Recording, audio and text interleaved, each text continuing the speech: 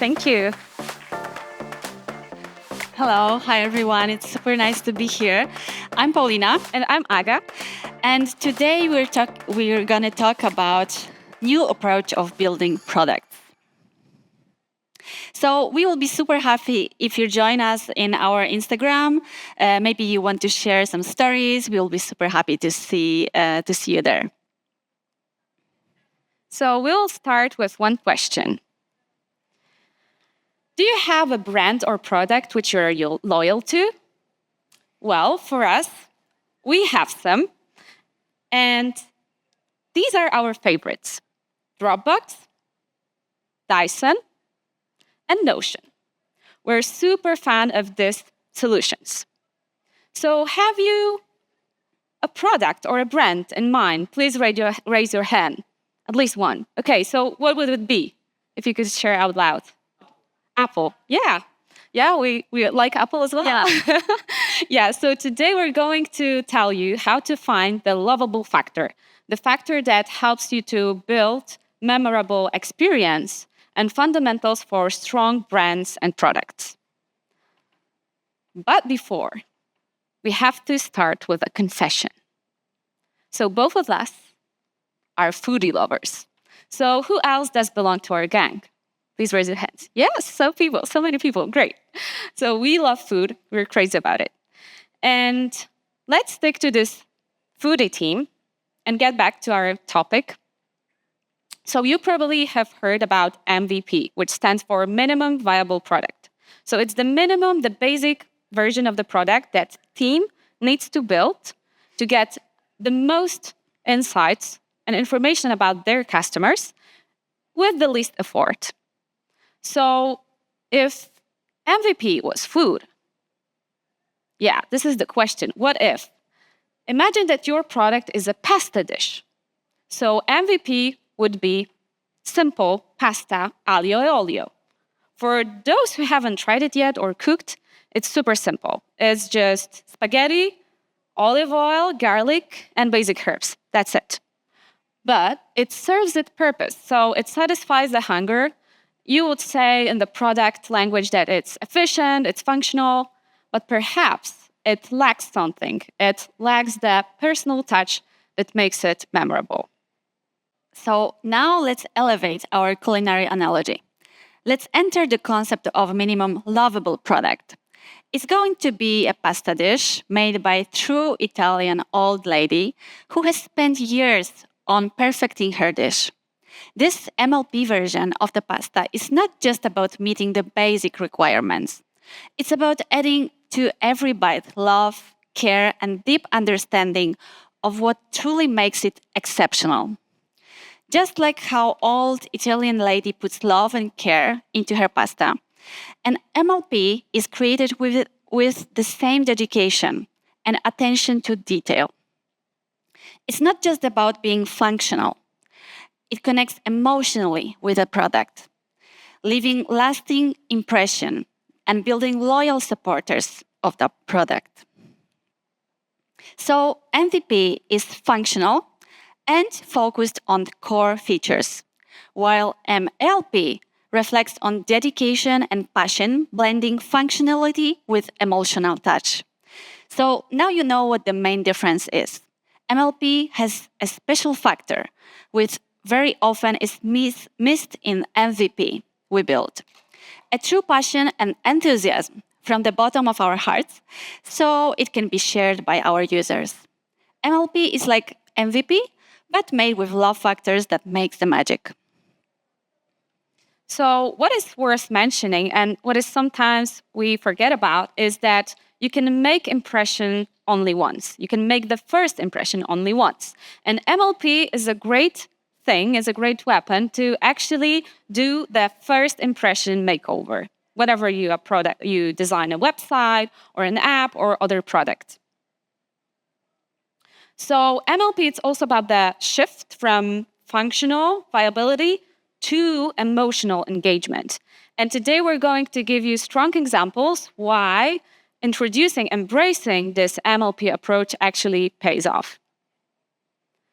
So there is one question I would like to ask. Would you recommend a product to a friend that A, you think is functional, or B, you're enthusiastic about. So who votes for A? No hands? Okay, one hand. Thank you. And for B, enthusiastic about? Okay, more people. So studies show that people are 4 times more likely to recommend a product if they love it, compared to the one that they found simply useful. So this love factor is crucial if you would like to make a bigger business, if you would like to make the client base bigger, and if you would like to have the clients come to you in an organic manner. So we can give you a few examples from our company, Design Practice, driven by MLP mindset. Our focus lies on publishing online courses curated with top authors in the design and technology intersection. Thanks to MLP approach, we are building a thriving community of designers and elevating our business, resulting in a revenue of 5.5 million zloty last year, a number of which we are super proud of. So we started in 2022, 2 years ago, with the pre-sale campaign of our very first online course on Figma and web design. We could be just and yet another online course. There are many of them. But we quickly became the brand that people associate with modern and cool education that is effective and fun.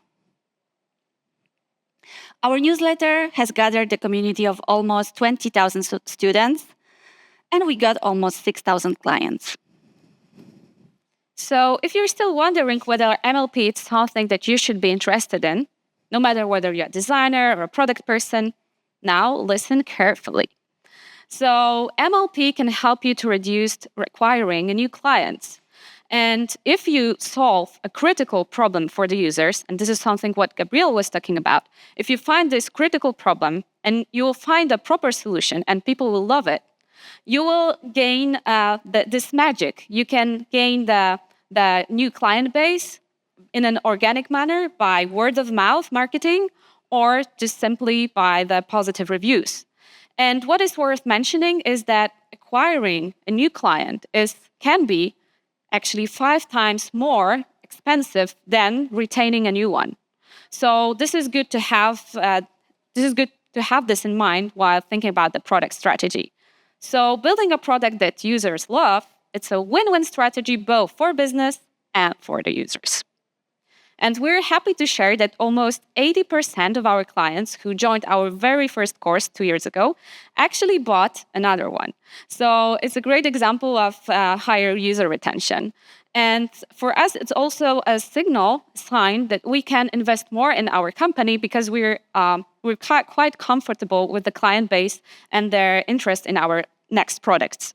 So building the brand loyalty is a good direction which everyone should embrace in the team.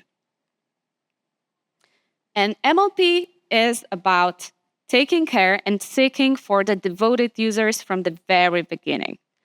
It's about creation of the emotional connection between us, the founders, the team, between the product, and between the tribe. So the clients, the users that support our initiative.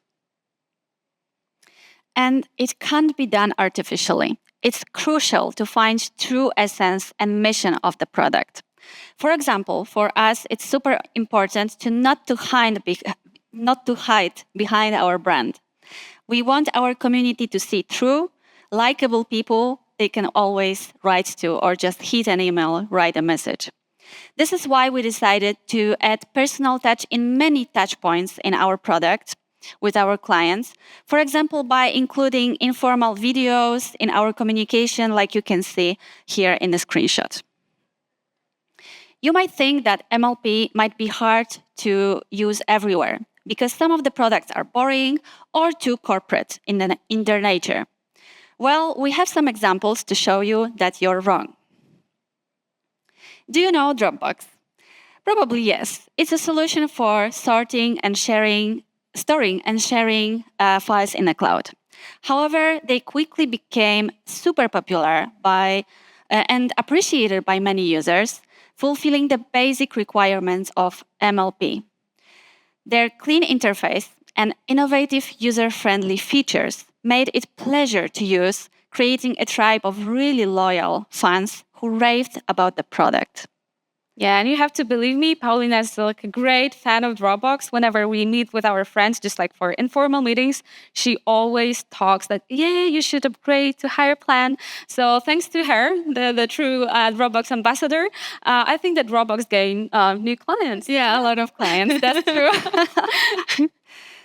So today we have for you 5 tips on how to implement MLP approach in your company. So the first one is deeply understand your target audience, so your tribe, your clients. Let's take Duolingo. They notice that adults often are flash in a pan when it comes to learning. And they created a product in which you can learn in a fun, engaging, yet regular way. So Duolingo focused on gamified features and supportive community. We noticed that people are overwhelmed with many online tutorials which present poor or basic design. We know our community cares about aesthetics. So in our courses, we wanted our students to work with eye-pleasing layouts, cool fonts, and images. They are surrounded by good design, and they really appreciate it. And this is work by one of our students, Jacqueline. She's super talented. And yeah, as you can see, it's super modern, up-to-date layout. So we're always happy to share the works of our clients. Yeah, we are super proud of them. Yeah, the tip number 2 is to identify the most valuable problem for your tribe. So we can take Headspace as an example. So we've probably heard about this app, maybe you even use it. So it's the meditation app. The main problem they noticed is that adults have so chaotic lifestyle, very busy, too many chores and tasks on their plates. So it's very hard to incorporate meditation, which should be like calm, like full of peace, into their lifestyle. They decided to give a very simple solution, just short and guided meditation that lasts up to like 10 minutes, 3 to 10 minutes, which can be easily transferable to their daily routines. And for us, for design practice, we noticed that people have so many resources of knowledge, so many links, guides, tutorials, but very often they're not connected with the practical application of the knowledge that they gain. So really wanted to create one complex, up-to-date, holistic solution, which is the online course with a very experienced author, which will transform your skill set to a designer who can fluently speak Figma and web design. And what is the most important? They finished the course with the final assessment, a web design, as you could see, the Jacqueline's, for instance, website, in an organized and up-to-date manner. And what is more important is that they have the access to the mentor, so they can attend Q&A sessions with him, and they have access to organized files in Figma, just to train. Tip number 3 might sound cliche, but it's still important. So prioritize user experience. You need to take care for the very first touch point you have with your client. So it's about crafting the whole user journey. And a really good example is InPost, which we all use somehow.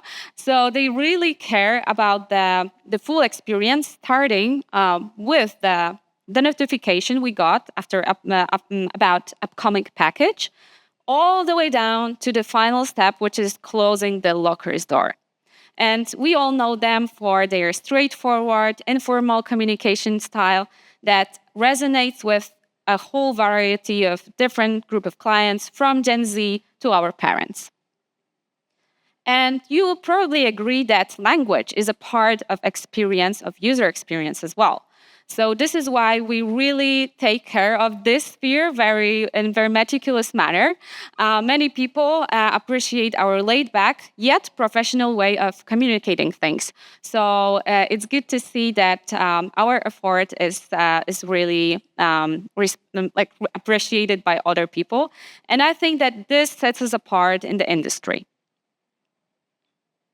And also, worth mentioning that at Design Practice, we do use many out-of-the-box solutions. Unfortunately, we can't customize them in the way that we would like. So you can tell, well, you don't have the full impact on the user experience, but still, we find some ways to create some guides in Notion, for instance, some resources for our students to support them in the educational process. So tip number 4 is foster emotional connection. We are in touch with our clients on LinkedIn, commenting their posts, supporting them on their path. And of course, it requires time. But for us, this connection is really priceless. We put a lot of effort and time to do that, to connect with our clients. We also really like to record looms instead of writing an emails as an answer, which is really appreciated by our clients. Although we write the emails personally as well, but recording looms are seen more personally by our clients, so we really like to do that. And 5th advice is gather continuous feedback, iterate, and don't avoid personal contact with the clients. Companies that treat customer feedback as a priority are 60% more profitable than others. Talk to your customer service. It's really a gold mine for ideas for the next releases. Don't be afraid of facing your clients' feedback directly. Give them easy access to people who can help them and listen to them. It's easy to change frustration into love. Even if you can't help your client right away, don't worry. It's super important to give them the feeling that they are heard. Thanks to that, you can gain really loyal client. Let's give an example from Design Practice. Initially, our very first course was shorter. It was 9 weeks. But people wanted to have more time to finish their final assessment. So we decided to make it longer, 14 weeks. And this is something that was really appreciated. We wouldn't know that if we didn't listen to our customers. But it's not all roses, as in life. There are some challenges. You need to align your team with the MLT mental model. So how you treat feedback from your users, what tone of voice you use in the product and among the team. What is your mission and vibe you want to create around your product? It might take time. To make it easier, you can cultivate MLP by celebrating small wins. For example, positive feedback from your clients. In Design Practice, we have special Slack channel where we put the screenshots from the testimonials we gain in emails or messages, so we can celebrate this small success, small wins. And there are, of course, some metrics which you can track and follow to check whether the MLP is successful for your brand, for your company. And the first one are positive reviews and brand advocacy. And we have to tell that we're super lucky because most of our students are eager to share openly their feedback about the course, about the whole educational process, about their success stories. So they really support our initiatives, and some of our students are here in the audience. So we're very happy to see you. And I think that they are our best ambassadors. We couldn't imagine better audience. The second one is the user engagement, which for MLP is usually increased, which is great. And to give you some example, well, we were talking about Dropbox, and they're really good at shaping and crafting MLP. They really listen to their clients. So once they decided to take the feature request and really implement it. So it was public link sharing feature. And afterwards, what they see when they shipped it, they observed that the user engagement increased by 60%. It's a really big number within 1 year. And for us, it's also great to see how our students engage. So after each of the course, they got a certificate, something that they should be proud of and something that they can, share publicly. And they do it. They take advantage of it. They add it to their LinkedIn profiles, in their CVs, in their portfolios. And accidentally, it became a great way, like a new way of marketing for us, because people who haven't heard yet about Design Practice, they see some posts on LinkedIn, some certificates, and like, oh, this is a new school, like new design school. Maybe I should attend this course as well. So this is great. This is the natural way for the alumni to show our work as well. And the third one is the user retention. So I already mentioned that retaining an existing client, it's less costly for you than acquiring a new client. And for us, for design practice, we can tell that more than 1/3 of our clients have at least 2 products from our portfolio, which is great. And I think that this is a big success for us. And also, this is an indicator that we have very loyal clients that are satisfied with our solutions. So in today's world, in which the market is flooded with different brands, different products, you know that being simple is not enough. So MLP might be the answer. Finding this crucial, lovable factor might bring your business and like your personal branding as well into a new level. So hopefully one day you will embrace it and maybe talk with the people you work with, the team, and be inspired by the tips that we gave you and Paulina will remind you about. Yes. So you can get back to those tips whenever you start working with your new client, your new project, or just jump into a new sprint. So let's sum it up. First one, deeply understand your target audience, your tribe. Second one, identify the problem. Third one, prioritize user experience. Fourth one, foster emotional connection. And fifth, gather continuous feedback, iterate, and don't avoid personal contact with your clients. If you want to explore more resources on MLP, check Jay-Z. She's a great promoter of MLP. And remember, don't just build a product, craft an experience. Don't just launch, ignite a movement. Thank you so much for listening to us and having us in Krakow. Thank you.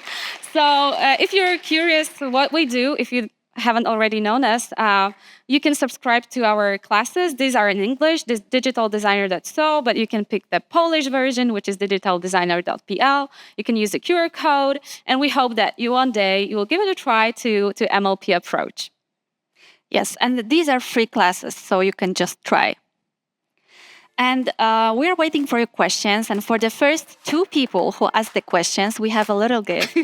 Our sock, design practice sock. These are limited, so this is a really premium product. Yes, and if there are more questions, we have also some awesome stickers.